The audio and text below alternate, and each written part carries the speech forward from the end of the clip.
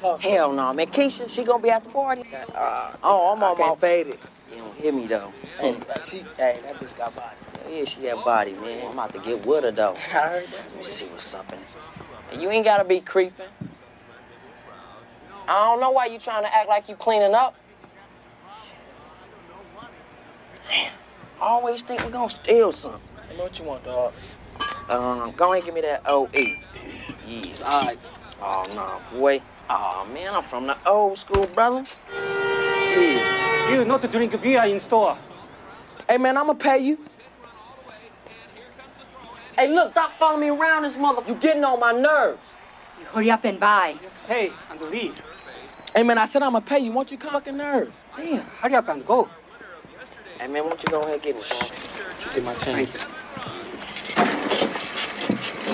Hey, won't you give my homeboy his change? I don't want any trouble. Just get out. Can't stand y'all. I feel sorry for your mother. What you say about my mama? You feel sorry for who? I don't want any trouble. Just get out. Say about my mama? I don't want any trouble. Just get out. You talking shit. Hey, wait a minute. Stop. Bring your tape right now. Clean the cash register. Come on.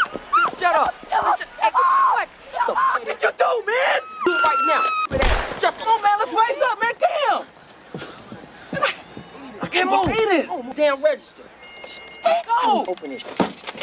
What the? It's 6 months. I know y'all got some money in this. Stop. Holy pot. Hell yeah. Gave me this money, nigga. Shit. See, you ain't gonna talk shit. Where all the money at, man?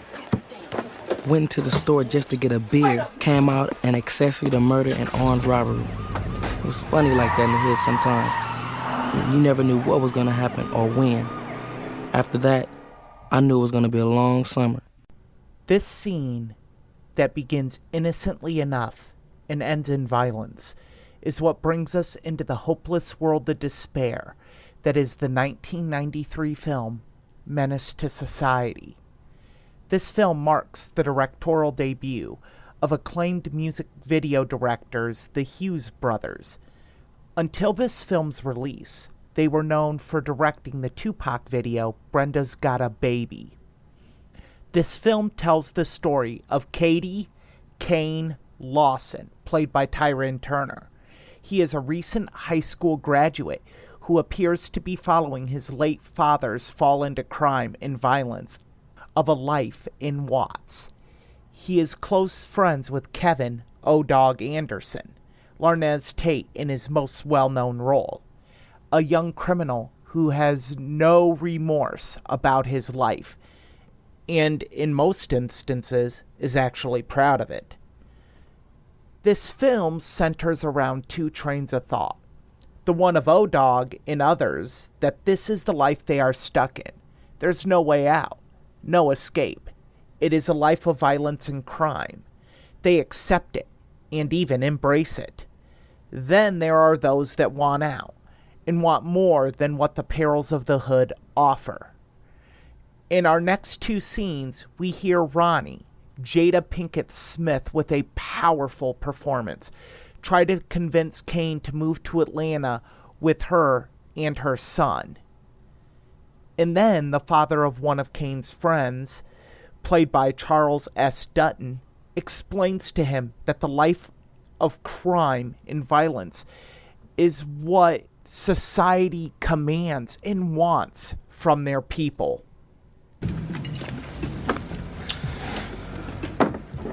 Why haven't I heard from you? I've been busy. Well, have you at least thought about what we talked about? Yeah, about leaving with you? Yeah, I thought about it. Why are you tripping? You ain't doing jack. Why don't you just come with me? Ain't nothing gonna change in Atlanta. I mean, I'm still gonna be black. Just enough. Why do you say stupid? Because it's true. I mean, you act like Atlanta ain't in America. You know what? You know what Anthony asked me the other night? He asked me if you were gonna die. If you were gonna die, Kane.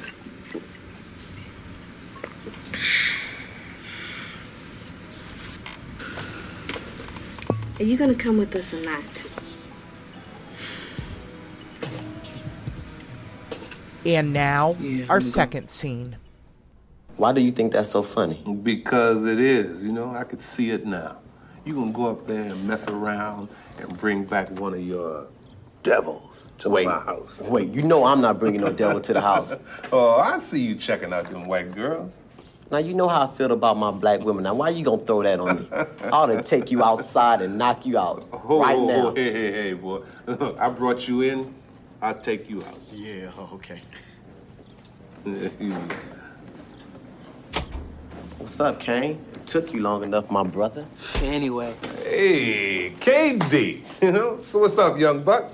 Man, I'm all right. Yeah? Hey, how's work? Well, you know, white man always on your back.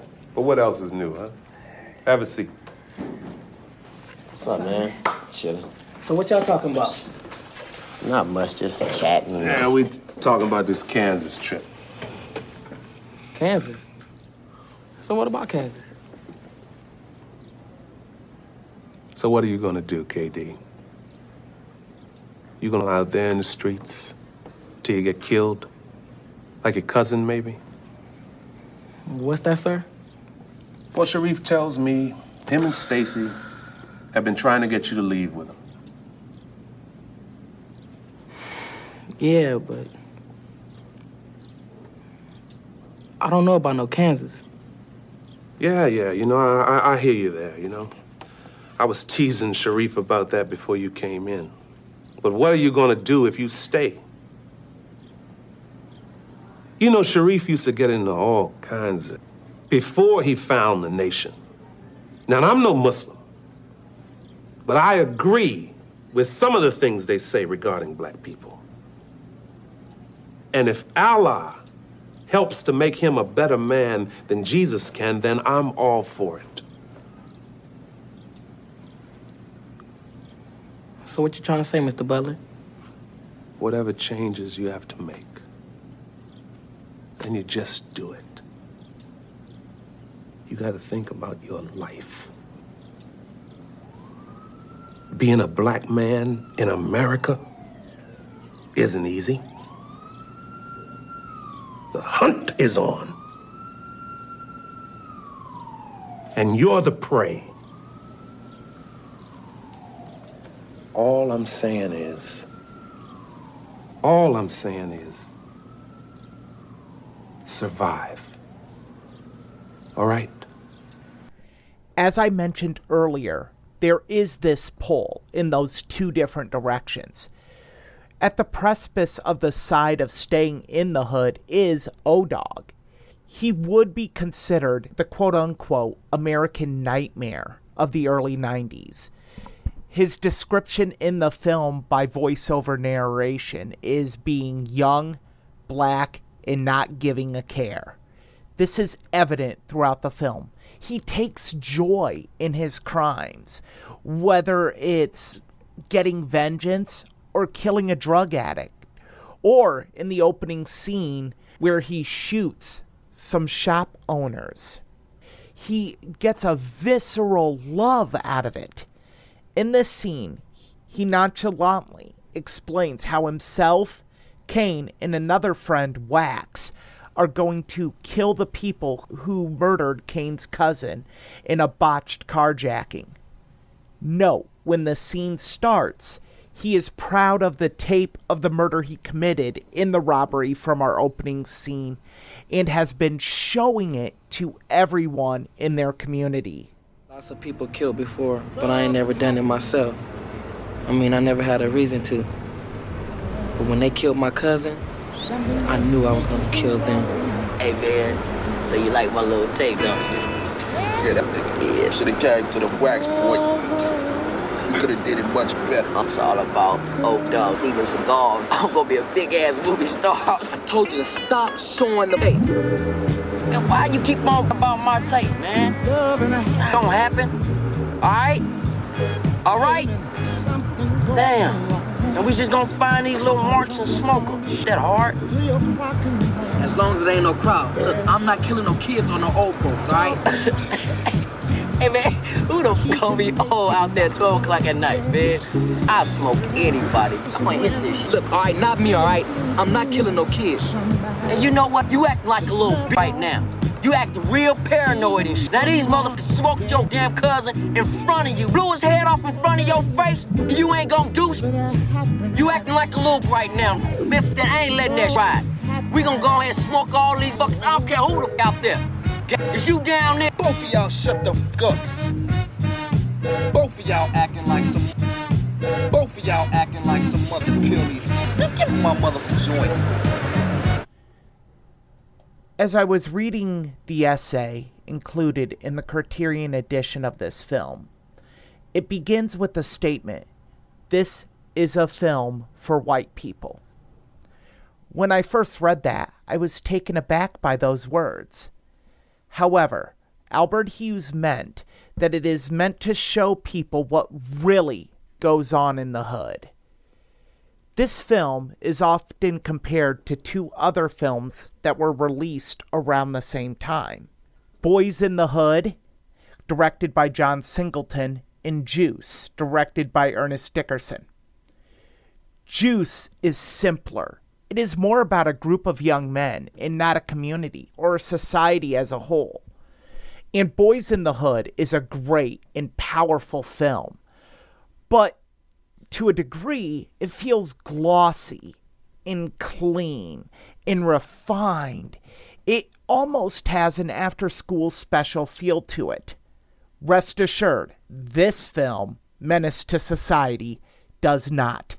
It is gritty, raw, and unabashed in its approach. It is in your face, and it screams at you. This is the world we live in. It forces you to see it, and its visuals and words will always stay with you. I would like to invite everyone to join me next week as I review the comedy Friday to close out our Black History Month slate. Before I close, I would like to share the haunting closing lines by Kane from this film. After stomping Arlena's cousin like that, I knew I was gonna have to deal with that fool someday. But damn, I never thought he'd come back like this. Blasting. Like I said, it was funny like that in the hood sometimes.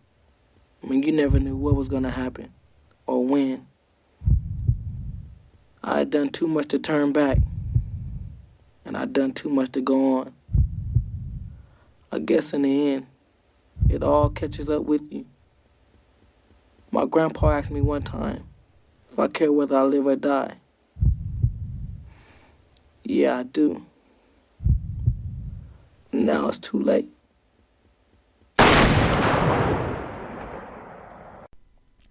For WMNH and Matt Connarton Unleashed, this has been a classic film review with Erich Pilcher.